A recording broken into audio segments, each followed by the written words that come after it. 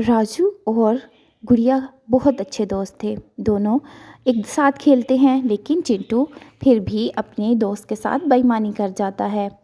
गुड़िया को एक फल मिलता है बहुत मीठा और वो खाने लगती है। चिंटू कहता है ये मुझे दो, लेकिन गुड़िया नहीं देती और कहती है कि मैंने देखा था पहले। लेकिन चिंटू कहता है मुझे दो, मैं तो ज़रूर लूँगा। लेकिन गुड़िया खाने लगती है और फिर चिंटू गुस्से में उड़ जाता है ताकि अपनी माँ को शिकायत लगाए। फिर वो घर जाता है और अपने माँ बाप से कहता है मुझे गुड़िया ने फल नहीं दिया, वो मीठा फल अकेले ही खा रही है। गुड़िया को ऐसे सोचकर गौरी बहुत गुस्से में आती है और कहती है पहले ये बताओ वो फल किसने देखा था। और वो कहता है देखा तो गुड़िया ने था। फिर वो वहाँ जाते हैं और गुड़िया को फल खाता देखकर गौरी को आग लग जाती है। वो कहती है मेरे बेटे को फल नहीं दे रही और उसका फल छीनकर उसको एक थप्पड़ लगाती है। और गुड़िया रोने लगती है और कहती है आंटी फल तो मैंने देखा था, चिंटू ने नहीं। लेकिन गौरी फल छीनकर चिंटू को दे देती है और चिंटू वो फल खाने लगता है। गुड़िया रोते हुए उड़ जाती है। गौरी ऐसे ही थी, अपने बच्चे के लिए वो हर किसी के बच्चों को मार देती थी। जब गुड़िया घर आती है तो उसका गाल लाल हो रहा होता है। उसकी माँ पूछती है गुड़िया तुम्हारे गाल पर क्या हुआ है। गुड़िया कहती है मम्मा मुझे गौरी आंटी ने मारा है बहुत ज़ोर ज़ोर से और मेरे कान में दर्द हो रहा है क्योंकि उन्होंने मेरे कान में मारा था। फिर गुड़िया बहुत रोने लगती है और टूनी को बहुत गुस्सा आता है। लेकिन इस वक्त गुड़िया के कान में दर्द था। वो उसको लेकर डॉक्टर के पास जाती है। उल्लू डॉक्टर कहता है अरे बहन इतनी ज़ोर से बच्ची के कान पर मार दिया, बच्चों को मारते ही हैं लेकिन इतने ज़ोर से थोड़ी। टूनी कहती है उल्लू भैया इसको मैंने नहीं मारा, इसको गौरी ने मारा है। और उल्लू कहता है अरे उसकी तो बहुत शिकायतें पहुंची हैं मेरे पास, गौरी क्या करती है, दूसरों के बच्चों को इतना मारती है, मैं खुद बात करूंगा इससे। और फिर वो कान में डालने के लिए दवाई देता है और कहता है सुबह शाम इसके कान में डालना। गौरी ऐसी ही थी, हर किसी के बच्चों को डांटने लगती है और मारने लगती है। एक दिन चिंटू के साथ सब दोस्त खेल रहे थे। चिंटू बारी हार गया था और सब दोस्तों ने कहा अब तुम्हें इसका बदला देना पड़ेगा। लेकिन चिंटू नहीं मान रहा था, तोता पकड़कर उसे खींच रहा था क्योंकि सारे दोस्त मजाक में ऐसा ही करते हैं।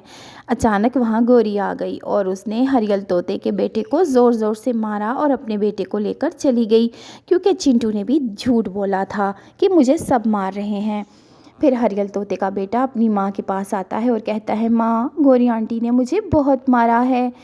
और फिर हरियल तोती बहुत गुस्से में आती है। वो कहती है इस गौरी को तो आज मैं नहीं छोड़ूंगी, हर किसी के बच्चों को मारती है और मेरे बच्चे पे इतनी ज़ोर से हाथ उठाया।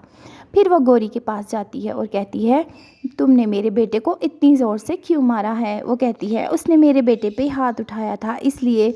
हरियल कहती है पहले तुम बच्चों की बात सुन तो लेती, तुमने सिर्फ अपने बेटे की बात सुनी। लेकिन गौरी को इतना गुस्सा आता है कि वो हरियाली को मारने लगती है और बहुत मारती है।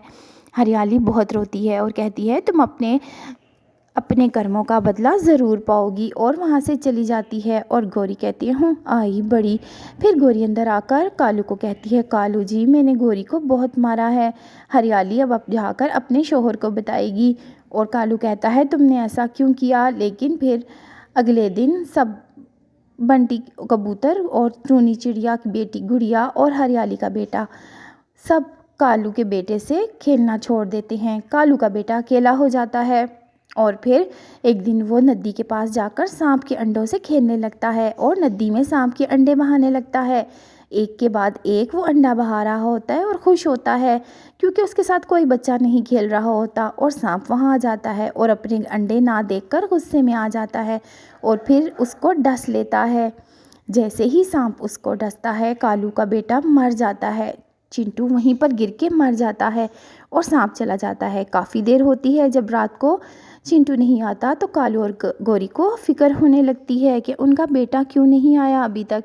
फिर गौरी कहती है कालू जी आओ ढूंढते हैं। फिर जब वो उसको ढूंढने निकलते हैं तो देखते हैं कि चिंटू एक जगह मरा हुआ है, नीला हो चुका है।